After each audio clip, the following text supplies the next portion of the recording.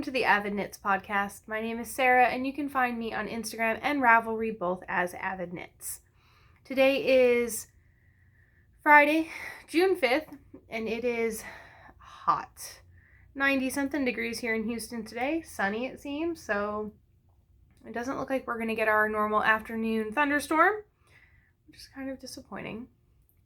But I'm also looking at my backyard, which probably desperately needs to be mowed, and I should probably be doing that instead of podcasting. So I'll just be happy that it's not going to rain, and I can say that I was absolutely planning to do it tomorrow. Hi, everybody.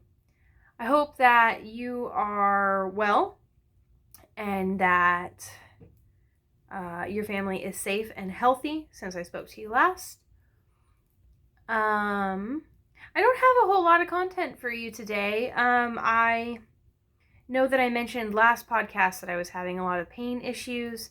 I'm still not completely recovered from that, mostly, but not completely. So my knitting has been relatively slow. I only have one work in progress. I don't have any finished objects or anything. Before I get into knitting, I know that everybody's tempers have been running high the last 10 days or so since George Floyd was murdered and his protests in his name and for Black Lives Matter, for the whole Black rights movement, basically, since those protests have begun. There has been a lot of talk on Instagram in particularly about what is the right way to donate, whether or not you should attach a donation to every product that you sell, if that is centering yourself and your business and profiting off of Black pain, or, there's some opinions that say that people should just donate just because they shouldn't need a prize or an incentive. There's a lot of frustration about the fact that we had a very similar conversation to this, minus the rioting, last year. And kind of seeing who's speaking out still, who's not, who's slacked off, who's still learning, who's coming into the fight now. And I am definitely guilty of getting frustrated with a lack of consistency or a lack of forward momentum. So I just want to take this time to remind myself and all of you that there are, I don't remember who said it, I'll have to look it up, that there are many lanes in the highway to fighting racism, to being anti-racist, and that it's okay if you don't occupy all of those lanes. Maybe it is not your lane to be in front of the police officers or protesting in the streets with the possibility of being gassed. It's not my lane. I have an 8-year-old that I'm not going to take to a protest that could turn violent. That's just not who I am. I have been gassed. It is a very unpleasant experience. So for me, that is not my lane of activism. However, I can donate my time. I can help educate. I can donate money. I can, as Gigi says, I can stand in the gap for my fellows and for people of color, not just Black people, probably especially Black people, but not just Black people. I can stand in the gap for people of color and help to lift them with the small platform that I have, or just in my own neighborhoods and in my own life. So there are a lot of ways that you can contribute to anti-racism.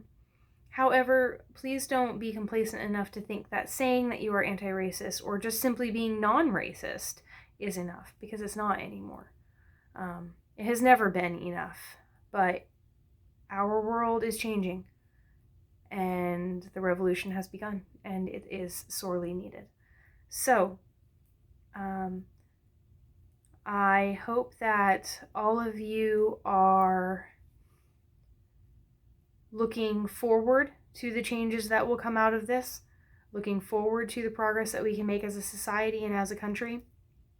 I will link some resources down below if you're relatively new to all of this and you kind of need some help with the terms and maybe why saying things like all lives matter is problematic, or just understanding the terms of what it means to be anti-racist, or what a microaggression might be, or how that could be perceived as wrong, or, you know, there's so much work to be done, and ultimately you don't know what you don't know, right? So I will leave some links down below for resources that I found helpful whenever I first started, and that I still find helpful now that I'm, you know, continuing to educate myself and to move forward on helping change this country and the way that our society is built. And before anybody misunderstands, I don't think that this is a partisan issue. I don't think that only conservatives are bad and racist, and I don't think that, oh, the Democrats are going to save everybody. I don't think that. I just simply think that each individual human has a responsibility to their fellows to make sure that we are all treated as fairly and as justly as possible, and that the evidence is absolutely overwhelming that our Black fellows in particular, our Indigenous and our people and our fellows of color as well, but particularly the Black people in America, have been treated unjustly and unfairly for far too long. And it is absolutely time for change.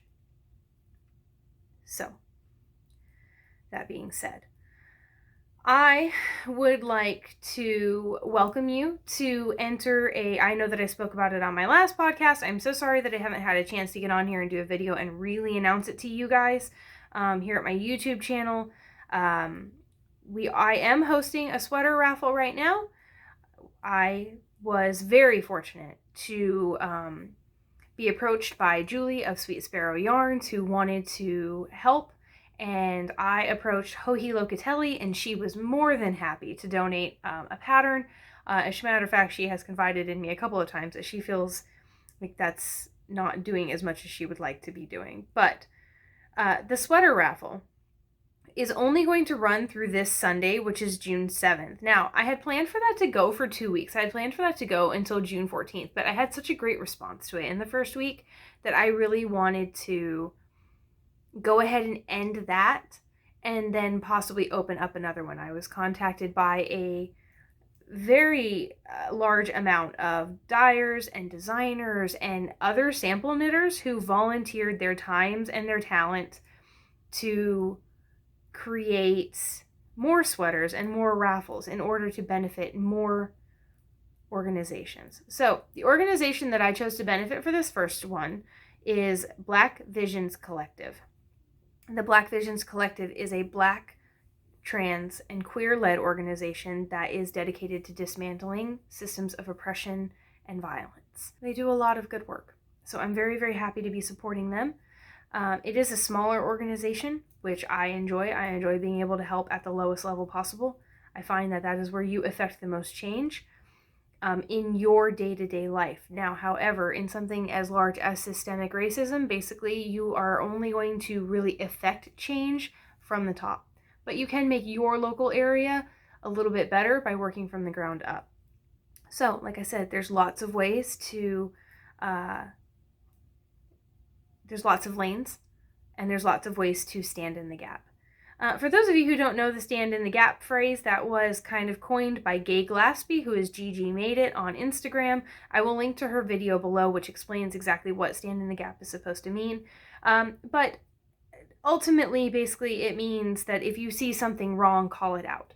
Don't turn around. Don't pretend it's not happening. Don't let it be somebody else's problem, because these things, you know, they start at home and they start young. You know, so when your, you know, racist uncle says something at the table at dinner, or an off-color joke is made, you know, be aware that your children are listening and that they are not as stupid as you think that they are. And even if they don't understand something, it sometimes plants itself in their little heads. And sometimes they don't understand the context and the pain that comes along with things.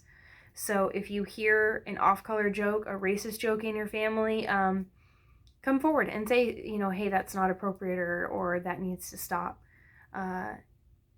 I do have to say that if you choose to have these conversations with your family members, I recommend doing so as gently and as kindly as possible. You are not going to win over any hearts by getting super angry and screaming. I totally understand it's extraordinarily frustrating and it's very, very difficult. But sometimes, all you can do is be consistent, and all you can do is just say your piece. Not my dad was fond of saying that you can lead a horse to water, but some of them are still going to drown. So you can only do what you can do, right? So take care of yourself too. Don't overtax yourself. It is a lot of work. It is very tiring. I'm sure you can tell that I'm tired today.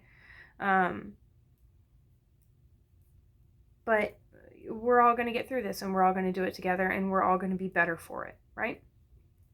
So, sweater raffle goes on until June 7th. You have an opportunity of winning. Oh, tickets are $3 a piece. I'm so sorry. Tickets are $3 a piece. You can buy as many as you want. Each one of them is a chance to win. The person whose name I randomly draw will be able to go through Hohi Locatelli's garment library, which is extensive. She has some beautiful patterns. And then you will be able to choose the garment that you would like. You will go to Julie's website, and you will be allowed to choose the base and the colors that you would like your sweater to be knit in. And then you will send me your measurements, and I will custom knit a sweater to you and your preferences. So if you don't like the sleeves, or you would like them changed, or if you want it longer, I will do all of that for you. All you have to do is let me know. In this raffle, nobody is profiting anything. Hohi will not receive anything for donating her pattern. That is all free and clear from her. Julie is not going to receive anything. She is going to donate her time and her talent and her yarn in order to make this happen. And I will not receive anything. All proceeds will be going to Black Visions Collective. All I'm doing is knitting. So, I'm going to knit the sweater anyway. Better that I knit a sweater for a cause than just for no reason at all, right? So, I think that that's everything. I know that it was a little bit chopped up, but I'm hoping that you have gotten the information that I needed to impart. I will be opening another sweater raffle to donate or to benefit a different campaign. I was thinking of either the NAACP or maybe Campaign Zero. Both of those are doing really great works at ground level. So I will tell you about that. I do already have the designer and dyer lined up for that. I just need to close this raffle out and donate the money, and then we can open a new one. So, yeah. Like I said, I don't have any finished objects. I haven't been knitting for various reasons, but mainly pain. And then my work in progress that I am working on, I have a few things on the needles, obviously, as most of you know, and as some of you can see. But I'm only actively working on one project, and that is because I need to get it off the needles and I need to turn it in. And that is the Vintage 83 by Andrea Mowry. Mine is a sample for the Modern Skein here in Montgomery, Texas, and it is knit in red Stag fibers. This is estate fingering in the Castle Rock colorway. This is the Suri alpaca. It is in Isle of Harris, Gilded, and Kelvin Cove. So it is a folded over neckline, brioche stripes, and then a really simple textured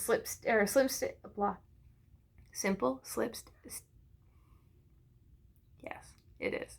It's a simple slipped stitch texture all the way down the body. I am just now finishing the ribbing, and then I will pop on some little bitty short sleeves and I will be done. So that's coming along really well. It's been an absolute pleasure to knit. The pattern is fantastic, and I have to tell you honestly, I really kind of want a shirt now in this texture pattern. I was thinking about maybe knitting another one out of this I don't know if you can see it on screen. I have some Georgia Peach from Lola Bean Yarn Co. And I was thinking about knitting myself one of these out of that and a green fingering weight. I haven't decided if I would keep the brioche over the yoke or if I would cut that out and just do an all over texture. I haven't gotten that far yet. Both sound really nice to me, and I think that this slip stitch will be shown off really pretty in that peach colorway. So it seems like a shirt that I would wear a lot, which is something that I'm always on the hunt for. I have a couple things that I got in the mail to share with you. The first one of them, some of you will remember a couple podcasts back, I received this skein. This skein of Lamb Strings yarn. This is her Tra-La-La sock, which is a 75-25 4-ply fingering, and it is 463 yards. It is called the Plague Doctor. This is from Shanna, and this comes from her Gothic Colorways Club, which I really love, and I liked it so much that I asked her to make me 2 more. So she was kind, and she dyed me 2 more, and I am going to make a sweater out of these. I wonder if it would look good in this stitch pattern. I want to knit all the things in this pattern right now. I just want to knit all the things for me. So I got those. And then I ordered myself some Tuft Woolens. Tuft Woolens, this is the sock soap. So this is the Blackberry Sage scent. And it's, you guys, it's summer in a bar. It's so pretty. I love it. But if you read their website, you know, they have a body bar and then they have a sock soap. And it says right there on the website that if they don't have the body bar, that this is pretty much the exact same thing. I think it's a different size and maybe it has a little more lanolin in it. But you can use them both. This is my bath bar. I have another Tuft Woolens in the Russian flower scent that I use for socks. And it is so pretty. So I got that today. I'm excited about it. I really don't have anything else to report as far as purchases. I haven't really purchased anything else. But I did get a really sweet gift from a friend of mine. My girlfriend, her name is Sienna, and I met her at Houston Fibre Fest 2 years ago. I'm trying to remember how we became friends. I know I met her in person at last year's Houston Fibre Fest, but we had known each other prior to that, and I can't remember exactly why. It doesn't matter. We get together for a coffee date probably once a week, and we haven't gotten to do that because of pandemic. So anyway, while we weren't hanging out, she was nice enough to make me a weaving. So this is a weaving that she made for me that I have hung over my light switch at the front of my craft room. And it's super, super pretty. And then I went through and I basically dreaded out all of the tassels. She thinks I'm silly. But I'm the one that did all the tassels. So it was supposed to be brushed out. But I liked it like this. And yeah, it's just this really gorgeous pattern.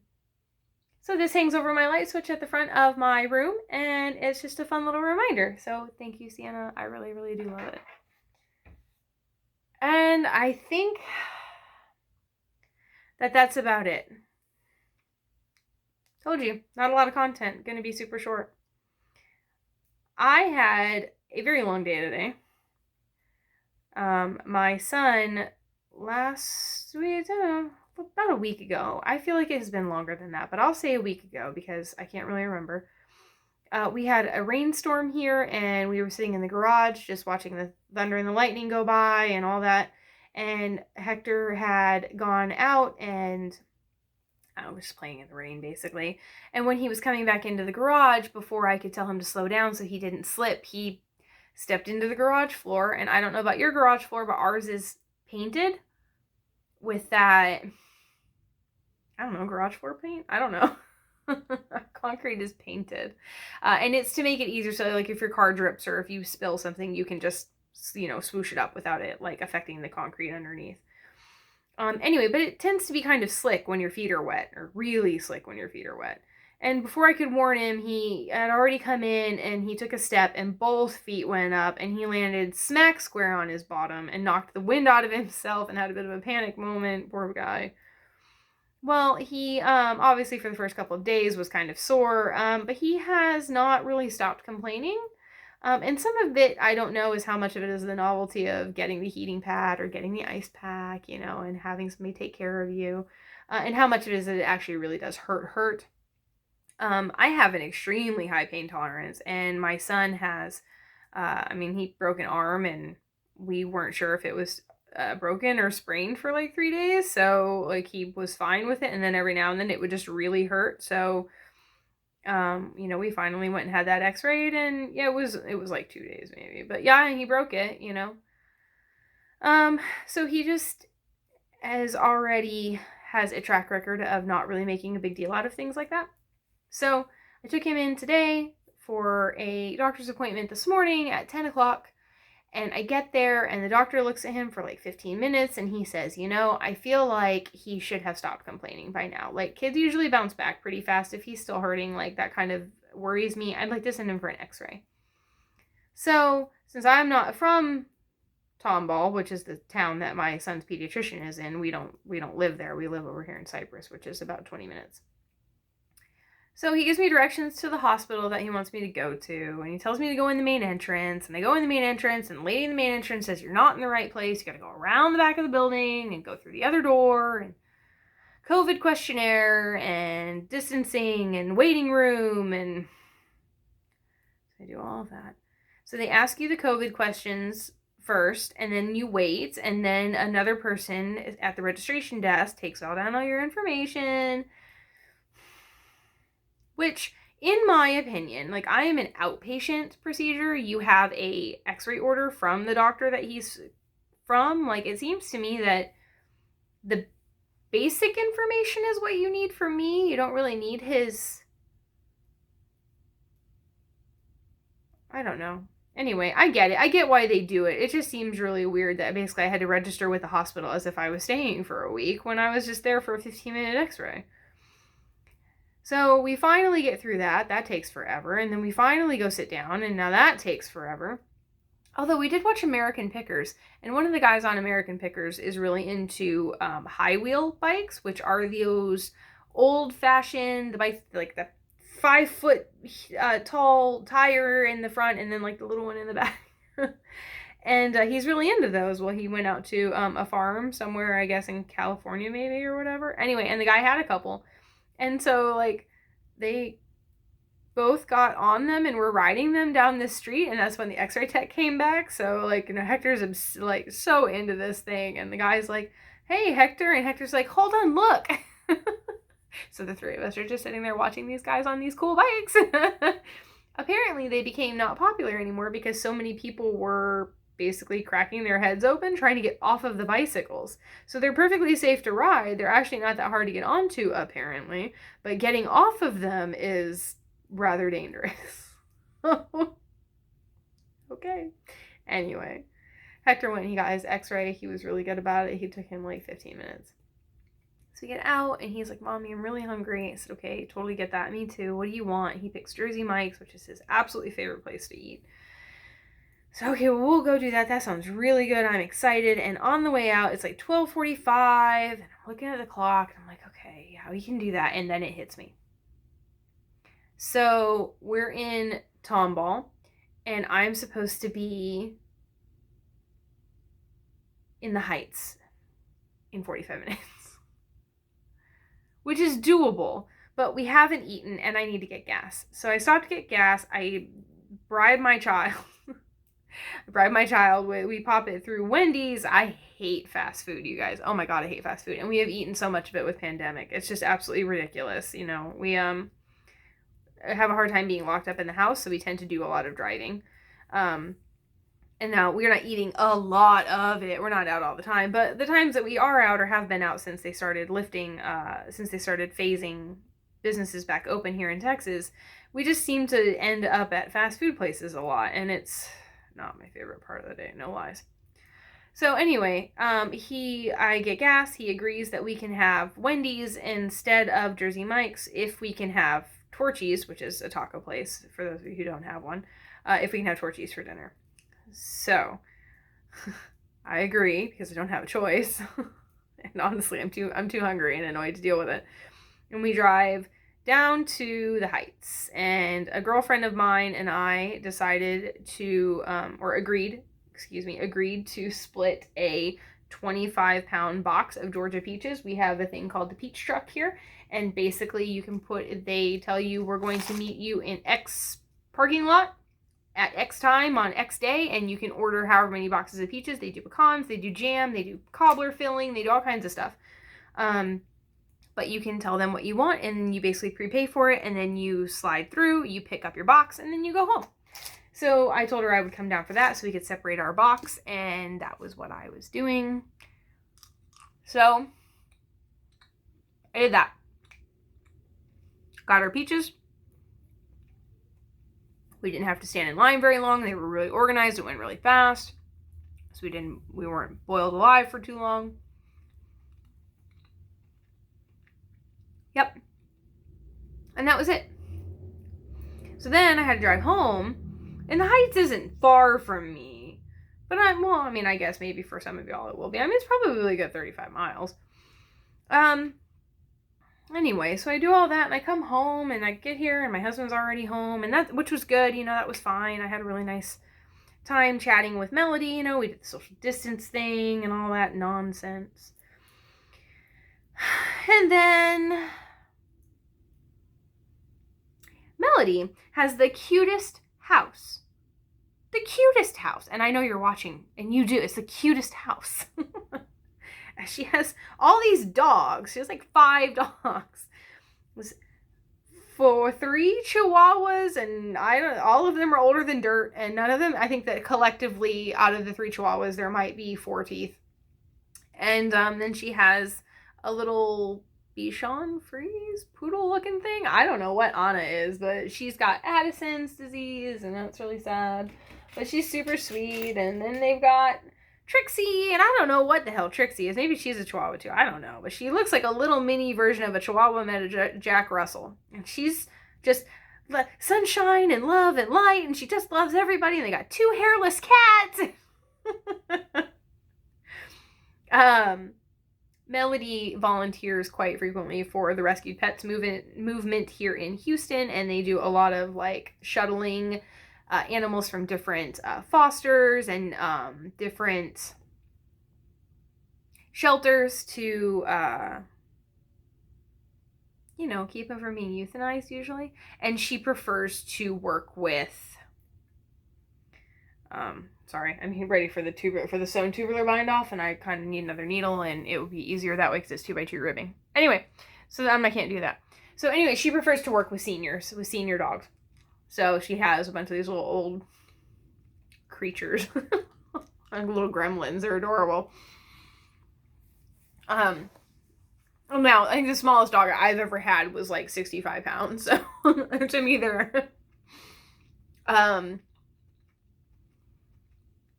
if I went at her house, I slide my feet across the wood floor. I kind of just shuffle my feet because I'm afraid to pick them up and take a step because I might step on somebody. Anyway, so that was my day. It was a very long day. And I'm tired. I'm just tired today, y'all. So I hope y'all had a good day. Have you had these? They're kind of like Jelly Bellies. But I got them at Tractor Supply Company because my husband bought a punching bag. And, I don't know if this makes him super strong, but he feels like he is. Whenever he's out there kickboxing or whatever he's doing, he moves it across the garage floor. So when a Tractor Supply Company, you get one of those heavy duty mats that you put down in your garage. Or under your treadmill or whatever. Anyway. I got dragged along for the ride. And so I took out my tax and candy. Because, why else did you go along if we weren't going to get candy? I've been watching a lot of lives lately. The Gigi Bean show. So it's Adela from Lola being Yarn Company, and Gigi from Gigi Made It. Usually Gigi's daughter Shelby joins, or Adela's husband Jimmy will join. Oh my god, they're so funny. We've had they've had some pretty funny lives the last couple of nights, so it's a nice to remember that there are people who stand with you,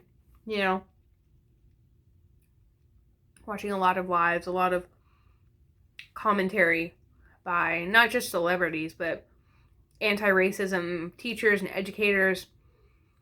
A lot of Black voices in response to what's been going on, which is really heartbreaking, but really good. It's really good to hear, because I hope that maybe it'll touch the next person half as much as it touched me. And if it does, we'll make progress, right? Progress is never pretty. It's just not. You gotta rip everything down and you gotta start again. You gotta dig it all up to lay down a better foundation, and you rip out whatever is there, whatever, and sometimes what was there you thought was pretty, you thought was nice, you thought it was fine, but it's not always, So, yeah, just trying to listen, and trying to stay educated, and trying to keep up with my reading and listen to different voices. If you're looking for podcasts, or YouTube channels, I believe Layla Saad did a YouTube channel, or YouTube.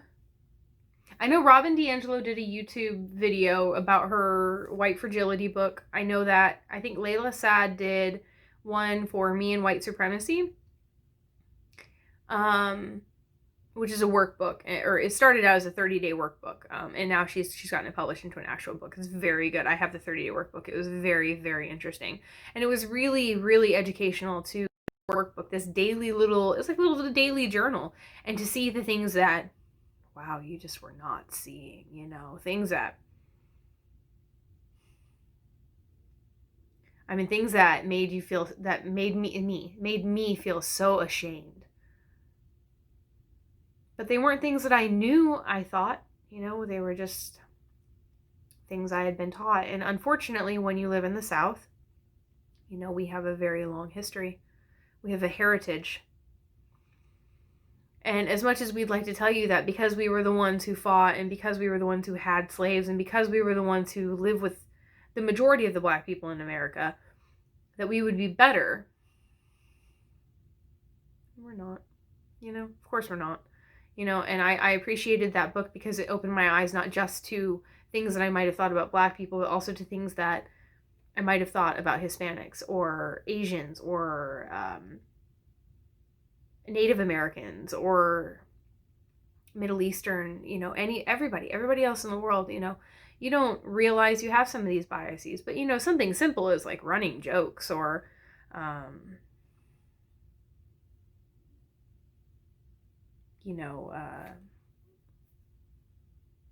off-color assumptions, like, oh, poor white people live in trailer parks, or Black people always live in the hood, or in Native Americans are always on reservations, or all Indian people have 7-Elevens. Like, none of it's true. It's not true, but whenever you see it on media and film, like, that's what they show. There's always that story. And so to a certain extent, there's a part of you that forgets to think about those people in other spaces and other ways. It's kind of like seeing a friend or a family member.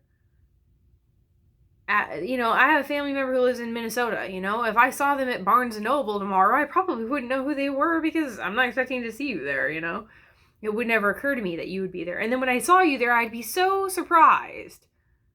Well, there's really no need to be surprised. You can travel wherever you want, and it's a bookstore. Hooray you, Like, I know you can read, but I just wouldn't have thought to see you there, So, obviously that's not a flawless analogy because they live in Minnesota. I should think about that, right?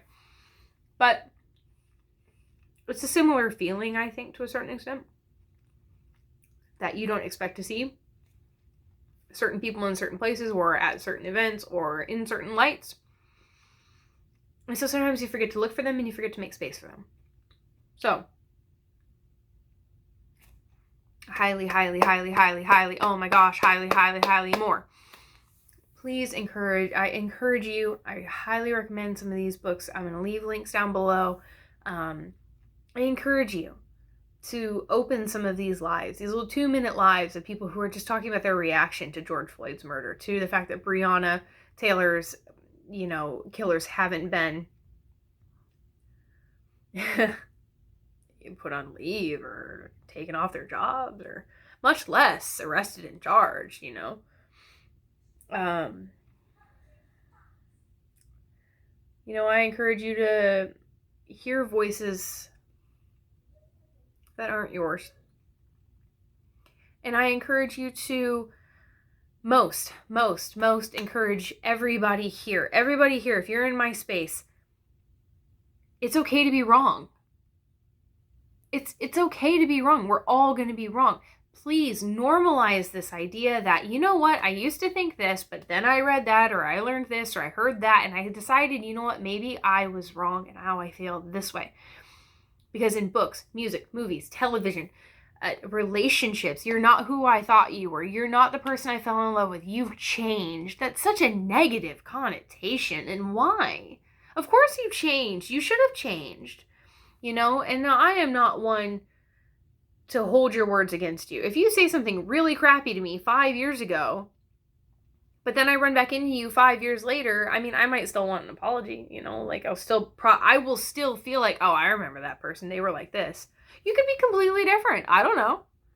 And if you show me you're completely different, then I have no need to hold those words over your head.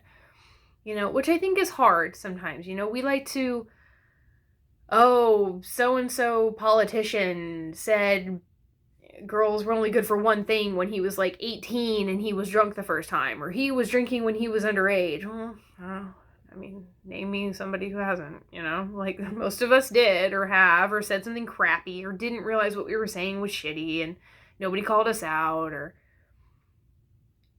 please normalize changing your mind. That's okay. You change your mind over what you're going to eat for dinner all the time. At least I do. I have an intention and then I don't go through with it. And I think that that's one of the biggest things that our nation doesn't, our society, maybe the whole world, that we just don't encourage. We don't allow you to grow. We just say that a leopard can't change its spots, and you can't teach an old dog new tricks, and all these animal metaphors that don't really have any bearing on anything, So anyway, these jelly beans are really good.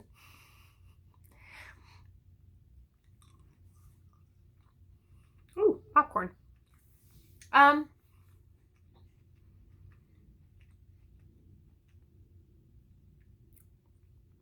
legitimately am gonna go. I will link stuff. If you like podcasts, Amanda Seals is very good. She has a podcast called Small Doses, and she does little tidbits of things.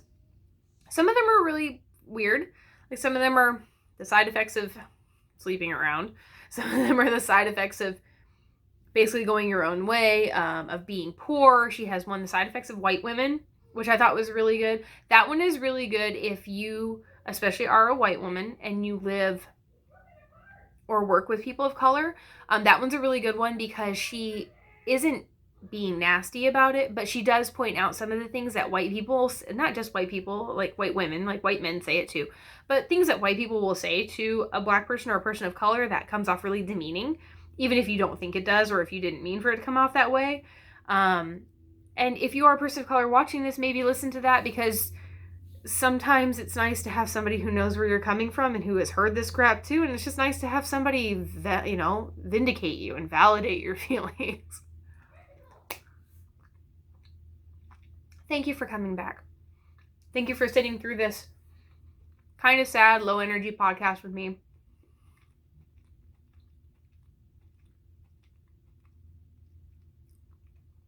Thanks for being my partner in this period of change I'm going to assume that if you're here, it's because our values align and that you think that there needs to be change too, whether that be police reform, whether that be abolishing the police force altogether, whether that be just holding people accountable, you know. There are a lot of things that need to be done in this country and that need to change. And I'm happy to have you here. So,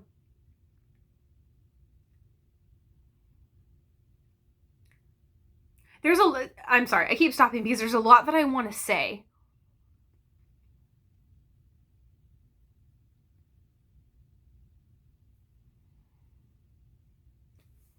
There's a lot that I want to say. There's a lot of things that 45 has said over the last 10 days that I'd like to just shove back down his throat. And there's a giant piece of me that wants to sit here and just rant and rail and try to force it down somebody else's throat to understand why it's such a problem. And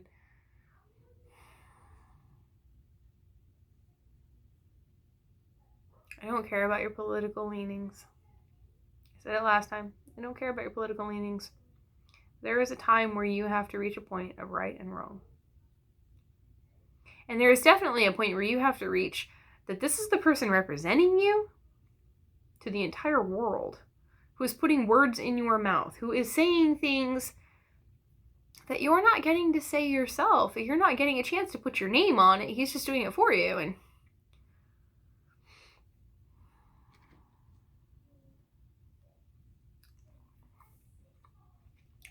I wish the chocolate jelly beans were black licorice, because I'm not down for the chocolate. It's weird. Anyway.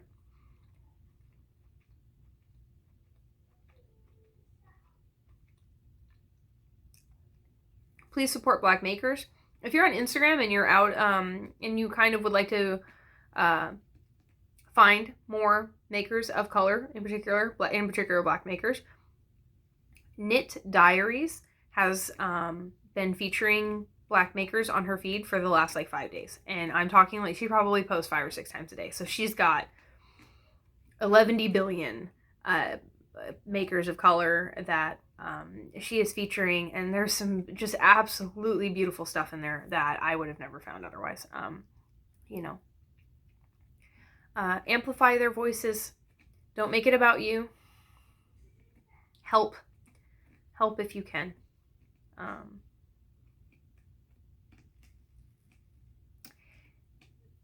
I know that in times of stress, people are going to buy things that make them feel good. When you have a little bit of extra money, that's what you do, right? You buy things that make you feel good. If you choose to buy anything from the knitting industry, I would urge you to